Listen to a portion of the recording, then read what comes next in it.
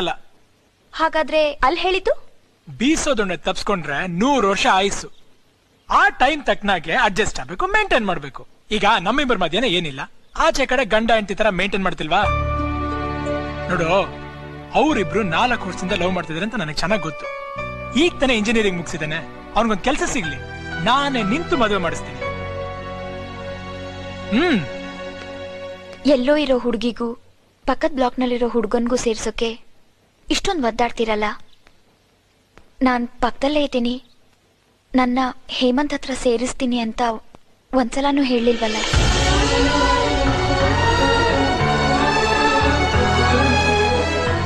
ಏನ್ ಕೇಳಲಿಲ್ವಲ್ಲ? ಡಿವೋರ್ಸ್ ಕೇಳ್ದೆ, ಕೊಡ್ತೀನಿ ಹಿಂದೆ. ಹೋಗ್ಲಿ, ಈಗ ಕೇಳ್ತೀನಿ, ಹೆಲ್ಪ್ ಮಾಡ್ತೀರಾ? ಖಂಡಿತ.